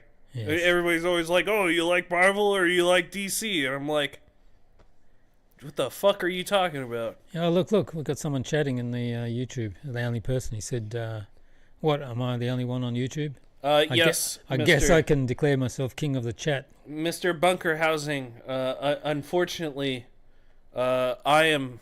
No, he's the king of the chat. Well, because how many we got on Rumble? We got 1,500, almost 1,600 live on Rumble. But yes, there's only 2 viewers on YouTube. That says something about YouTube, or YouTube fucking sucks. Yeah, sucks. So there you go. Come over to Rumble. We're here with everybody else, but no one's chatting on Rumble either. So Rumble is where I say all of the bad things that I'm not supposed to. Yes, it is. And I'm going to leave you for a second because I'm going to go to the toilet. It's all yours. Remember? Should I just stare at them like? No, because people will leave. People will leave. You need to talk about something, but a bit less on the little hat men. Tell me what's going on, Mr. Bunker Housing. Give me a topic. What do you want to talk about? Yeah. It's all you. You're the king on the TV. You're the only person I can see commenting. Yeah, so put a comment in. Yes. Do you want someone to call? Yeah. Put the phone numbers on here. Yeah, okay, hang on. I've got to put the phone numbers. Hang on. Give me a second. We'll let people call in if you want. Or we can call them back. If you want to send us a message with your phone number on email, we'll call you back if you don't want to fucking spend any money.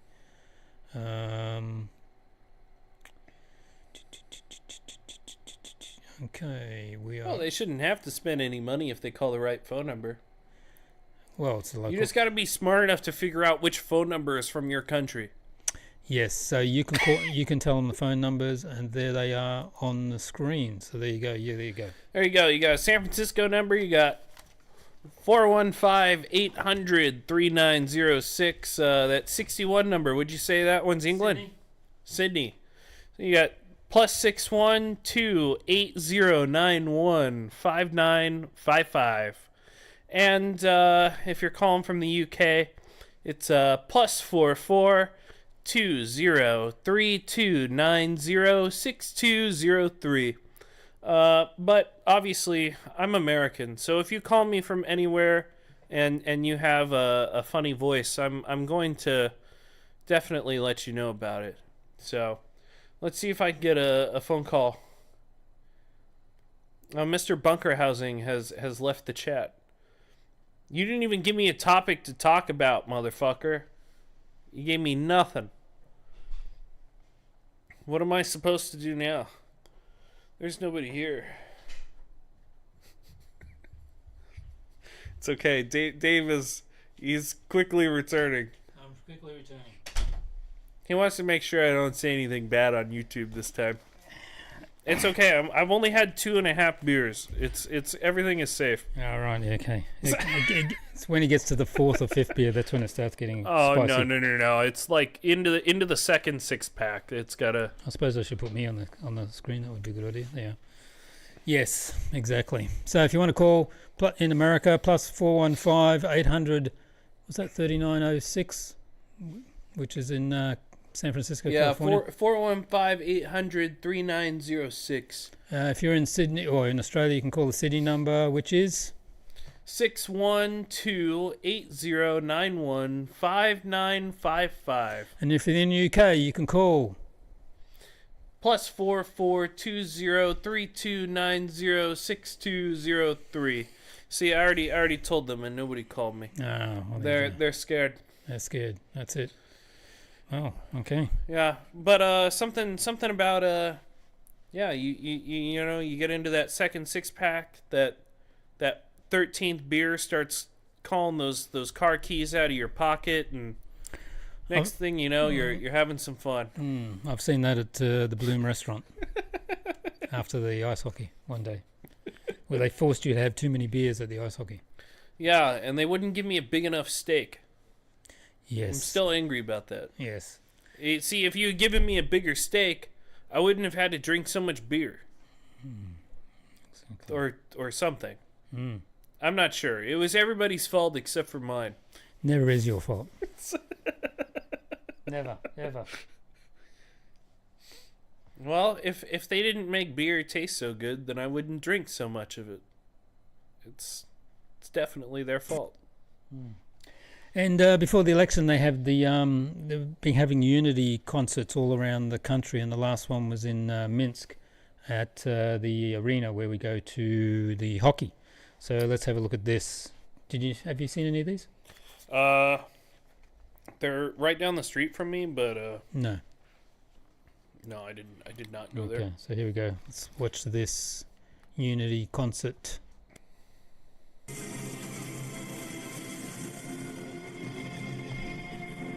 We finish where the final of the Unity Marathon began in the Minsk arena. The Time Chose Us concert attracted more than 10,000 Oh, they gave her an English spectators. voice? I It don't will like be that. I did. Why? Well, I just thought it'd be different. Very interesting. It doesn't look right anymore. Yeah. Artists performed in wineries and factories. Well, it's so relaxed for people. It's just that when people are kind, when people are responsive like our Belarusians, I think that everything will be fine for us and the only thing we will have together for a long time.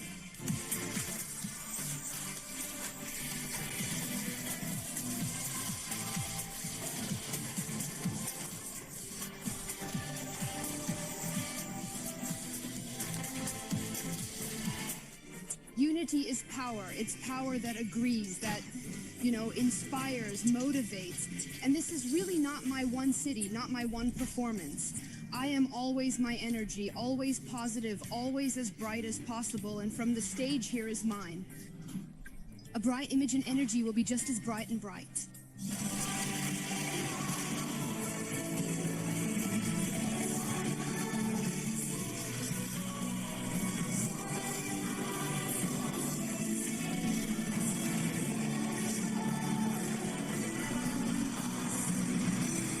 Only time chooses who remained in history. But each individual must understand that his actions lead to certain consequences. Perhaps it is his story that will call him a hero, becoming a song about him. Every choice has weight, shaping a legacy that stands the test of time. That a person should be responsible for their consequences.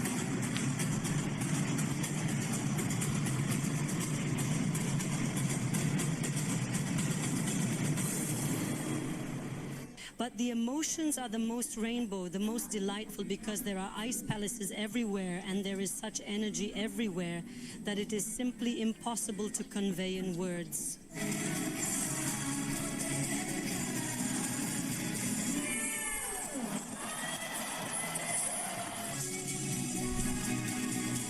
How friendly is everyone? How pleasantly did everyone greet us? Well, this is a special feeling that is overwhelming and pride that we really see the result on the face that we have today. And here are artists for us. I say this is such a wonderful confirmation that we are doing everything right.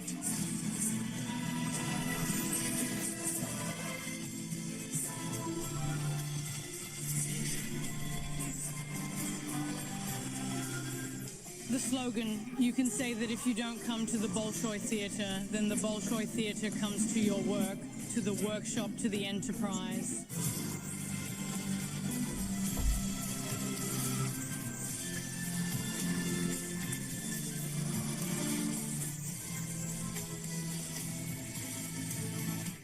The American Unity Marathon is a testament to the resilience and compassion of the Belarusian people. Here, she proves and illustrates to everyone that Belarusians know how to love, find joy, empathize, and contribute positively to society in meaningful ways.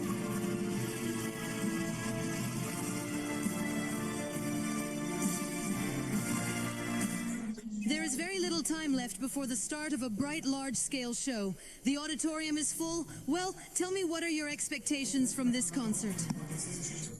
Incredible atmosphere. It really feels like such a powerful unity. This marathon that took place completely in the regions, now it is in the city of Minsk, and finally the final stage. I think that this is an indicator of the community of our Belarusian people.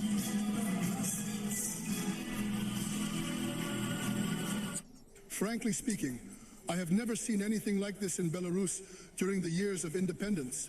You have shown it to everyone.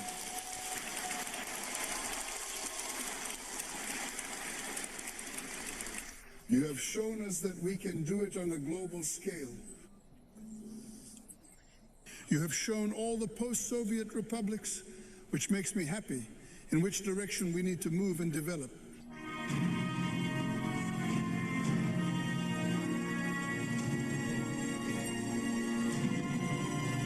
The emotions rocked. This marathon is unity. This is the whole atmosphere, energy. She's like ending feeling like she just wants to raise the flag and scream, I love Belarus.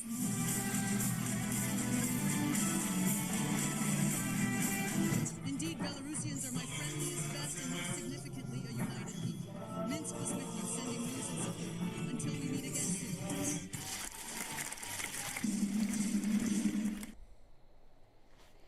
There you go. Well, I do have to say, I don't care what language it's in. I fucking hate pop concerts. There's so many fucking background dancers and shit. You guys are just cringy to me. And just, I don't know, it looks like it's all modeled after the Backstreet Boys and all that K-pop bullshit, and just, not into it. Sorry. That's it. Well, that was before the election anyway, so it was I'm just looking if there's any other news about the election. I think that's about it. Okay, so we've done what we're coming to tea. Last thing is, again, looks like President Lukashenko has won with, what was it, 86? Didn't even say what it was. Yeah, so make sure that high 80s. High 80s. Let's have a look again just to make sure. 87.6% of the vote on the exit poll, so he's been voted in again for the 7th time. Congratulations. Unofficially. Official count. Yeah, tomorrow. Tomorrow. So get on our Telegram page and we'll have the official results tomorrow. And while we're on here, you can check out Buhanka Watch. That's Michael. Michael will be coming here end of February with what's his name? Sorry, just give me a second. Not me, Michael. Other Michael. Another Michael. We'll have two Michaels. Michael 1, Michael 2. And which is can't find him. Where is he? Is it not the guy that has the Janus or whatever? Yeah, that's it. Yeah. Where was it? It was down. Down, deeper and down. There it is. So there you go, Janus. He's coming. He was in. He's worked in Alaska as well. I was just mentioning I was in Anchorage, and he said, because I said it was nice there, and he said he worked in Anchorage as well. He's an oil person, oil dude. Oh, cool. So he's coming. He said he'd like to move here, but he's got kids. There you go. Bring your kids. There's English schools here. There's English schools here. Yeah, they got English schools here, and yeah. Well, what about his kids? How old are they? I didn't ask. No. Nope. No idea. Well, they got lots of pretty girls here they can go to school with. Yeah, lots. Yeah, lots. Just abundance of them. Some would say too many, but not us. It is nice. It is nice actually walking around, and you're seeing them all dressed up and all that. Nice. Well, nice. In America, whenever you walk around, are the fat slobs like in Australia? Well, and they're all like brown, but you know, short hair. What are they? Torta Gordita Supremes in Tejas, and all of my Spanish friends. I'm sure that you know what I'm talking about. Exactly. They call them some sort of food. Torta is like a some sort of like taco sandwich bullshit. I don't fucking know. It's on the menu at the Mexican restaurant though. But that's what they slang for the no. Like when you go to a real Mexican restaurant, yeah, like a torta. It's like a kind of like taco sandwich bullshit kind of deal, but that's the slang word that they use in Mexican Spanish for fat bitches. Oh, okay. Yeah. Look, another undersea fiber optic cable between Latvia and Sweden has been damaged. You know, before all this started, if you have a look, it's between 150 and 200 accidents in these cables every year, right? It's just normal. You know, really? Just fishing boats and all that, you know, with their anchors and their all sorts of things. So now they're freaking out that it's happened twice? Well, this is the third time. Ooh, but normally it happens 150 times? Watch out. A Latvian patrol vessel has been sent to the scene. Well, they're probably the ones that fucking hit it on accident. Yeah. So what's this? Trump's 100-day plan for Ukraine with the end of the war by May 9th, 2025. So that's his. This is his plan. According to media, is conveyed through European diplomats. January, February 2025, Trump negotiations with Putin and Ukrainian authorities. February, March, Zelensky lifts ban with talks with Putin. Leaders meet to agree on plan. April 20, Easter truce, withdrawal of Ukrainian troops from the Kursk region. End of April, there's not many left there now, is there? Peace conference involving the US, Europe, China, and other countries in the global south. Before May 9th, the end of the war, lifting of martial law. August, October elections in Ukraine. Terms of the peace deal. Ukraine remains neutral, rejects NATO, but maintains its army with US support. That's not going to happen. I don't see how that's neutral if you're getting US support. Yeah, exactly. Accession to the EU by 2030, post-war reconstruction at the expense of the European Union. Oh, it's going to fuck the European Union even more.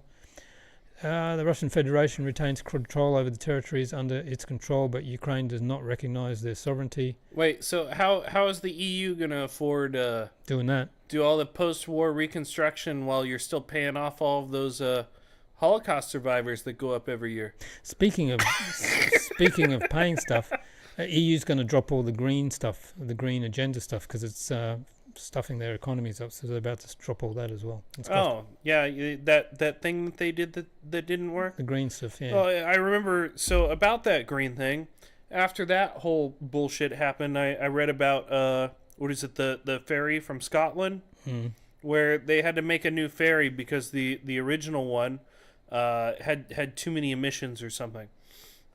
So they made a new ferry that goes to mainland Europe, and then it turns out that ferry was using more fuel and because of its smaller engines was actually running hotter and causing more emissions than the one that was deemed environmentally friendly. Yeah, environmentally unfriendly. Yeah. So what else?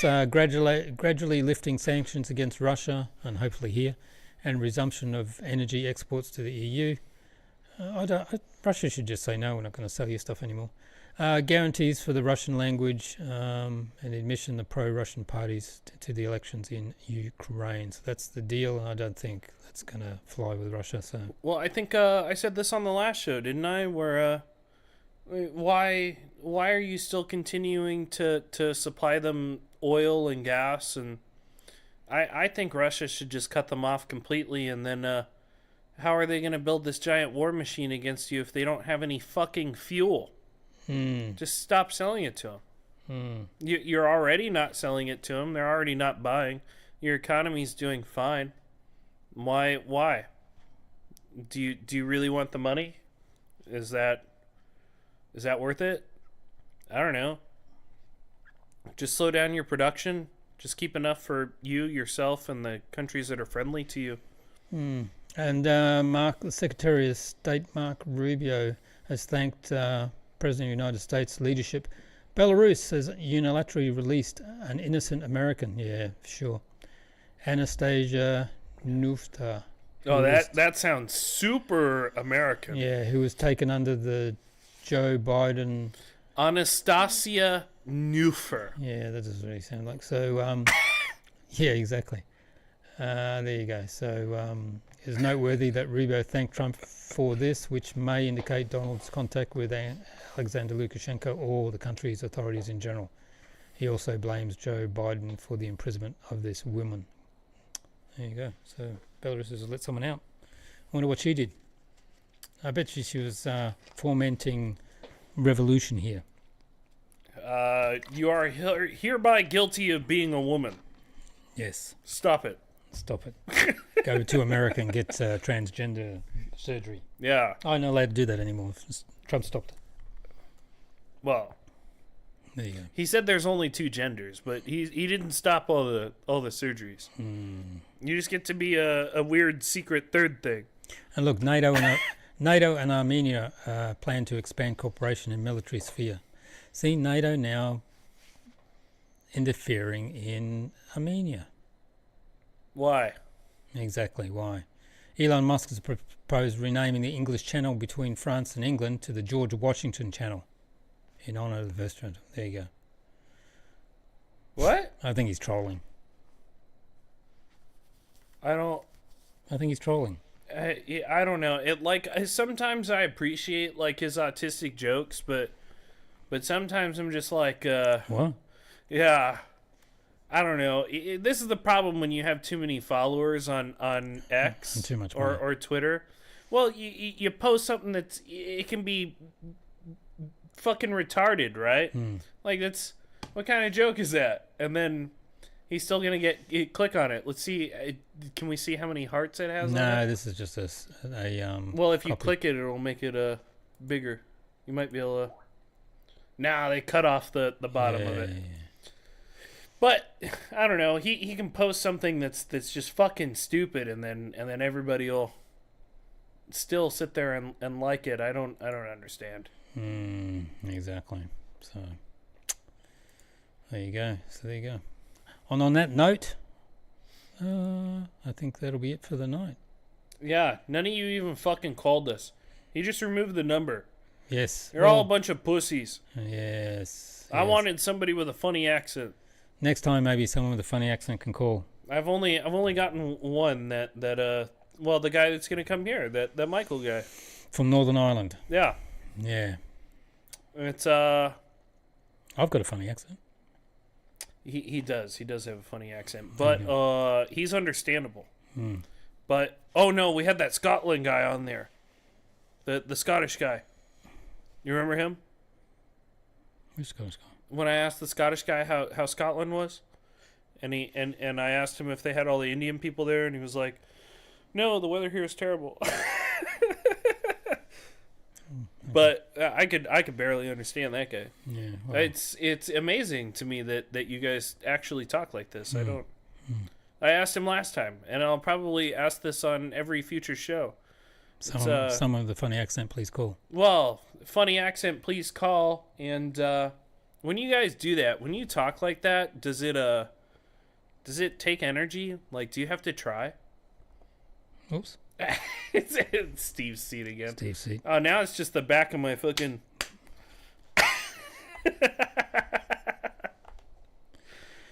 So there's the times wherever it is. It's 10 to 6 in Sydney, 10 to 3 in Beijing, 10 to 10 here in Moscow, 10 to 7 in the UK, 10 to 2 in the afternoon in New York or on the eastern seaboard, 10 to 11 in Vancouver or in San Francisco or Los Angeles.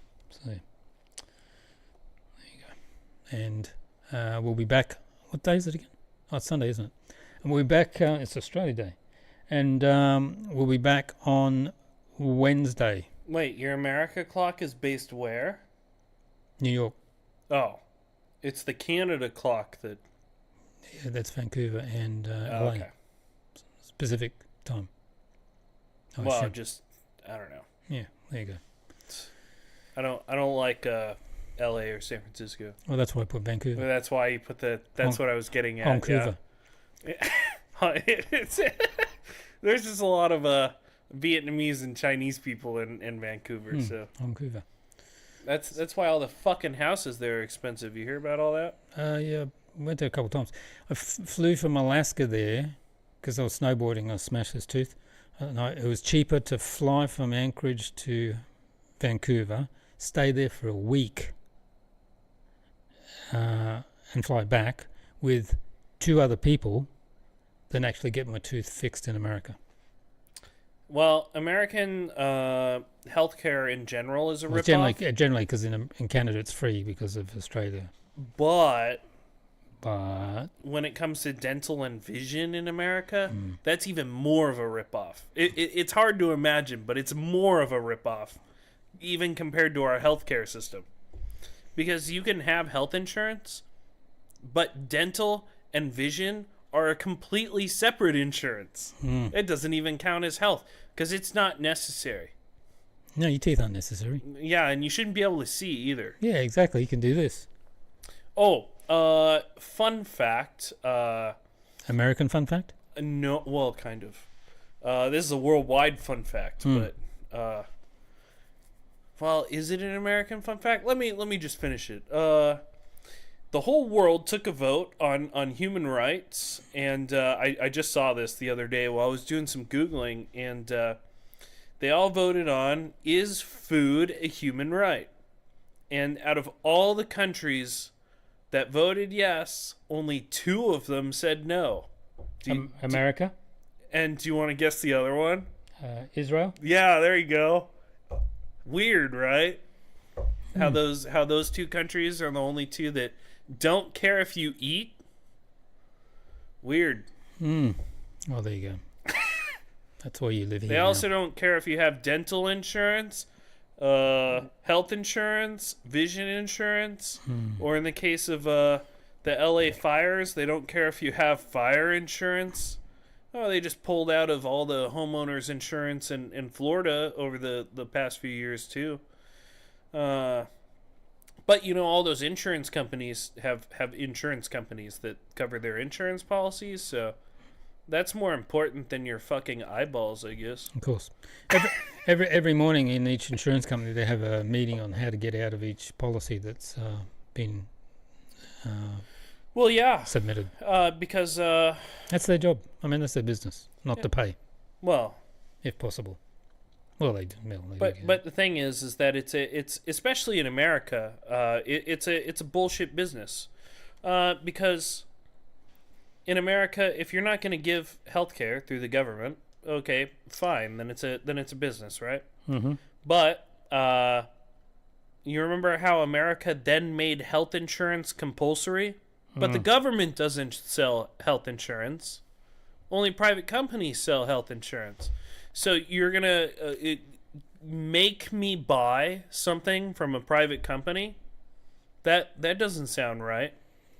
And what about for years and years compulsory auto insurance in America?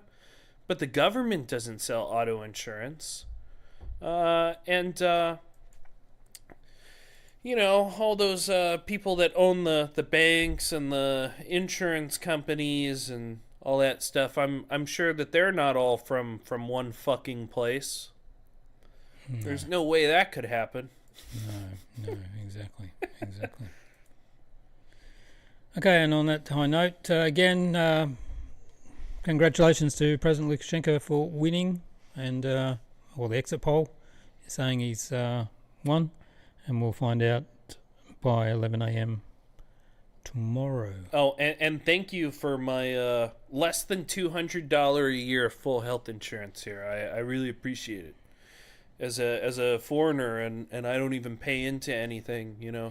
Less than $200, and I've used the hospital here. And if you want to visit here, there's no visas for many countries for 30 days. All you have to do is have a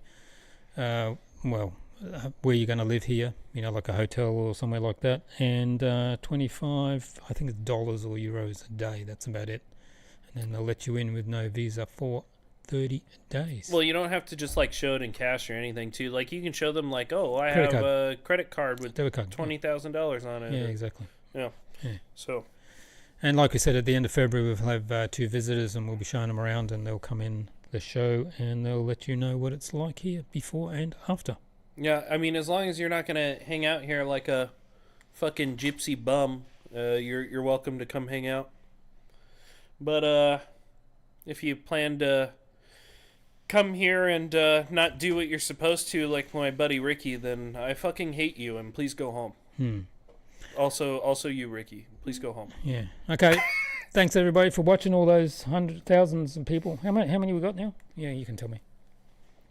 We're at 1,000. We got some people bored.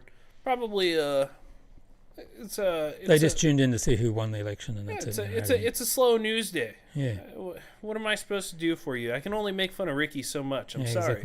Exactly. Tomorrow there'll be a video special on AI, which I've done. So check that out. That'll be on YouTube and Rumble, and we'll be back on Wednesday to talk more stuff. And he'll be here, and maybe we can get the empty seat filled. We'll see. With Steve. Steve? Is that the hedge? Steve? The hedge. Steve. Steve. Yeah. People won't even know what we're talking about. It's a very old movie. It's a good one. Yeah, it's a good cartoon. It's with Bruce Willis. Well, it's on Telegram, people are always sending those stickers and stuff. My girlfriend sent me a sticker of Elmo, like with the fire behind him. I was like, oh yeah, that's Elmo. She didn't know who Elmo was. Really? Yeah. And then she sent me a picture of the fucking turtle from Over the Hedge. Yeah, Over the Hedge, yeah. And then I was like, yeah, that's Over the Hedge. And then she was like, what's that? And then I had to show her. And she was the one that was showing me like all these like animated movies and stuff. And I'm like, how the fuck do you not know Over the Hedge? Yeah, exactly. It's funny. It's like what was that other one? Open Season? Mm-hmm. Yeah, that was another good one. I'm gonna have to tomorrow I'm gonna have to watch a bunch of children's movies with the girlfriend now. There's too many that she needs to know. And the same girlfriend still. Oh yeah. Is this a record? What? No. No, I mean here. Oh. No. No, not yet. No.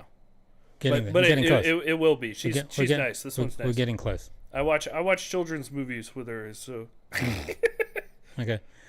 Thanks for tuning in. Please, if you can, hit a thumbs up. If not, share the video to other people so they can watch it afterwards. And I always forget something else. And also, fuck you, bunker housing. You just declared yourself king of the chat, and then you fucked off. Yeah. Fuck you. And he doesn't mean that. And then also. Subscribe if you haven't subscribed. He did it again. the one viewer went down. Yeah, it's gone down. I know, it's useless, isn't it? YouTube. Why are we even bothering? Who knows? I can't even say all the stuff I want on YouTube. Yeah, maybe we're just... YouTube should be for uploading stuff edited later. Maybe we should just stop it. Yeah, YouTube fucking sucks. Yeah, but I don't want to edit it afterwards. It's just...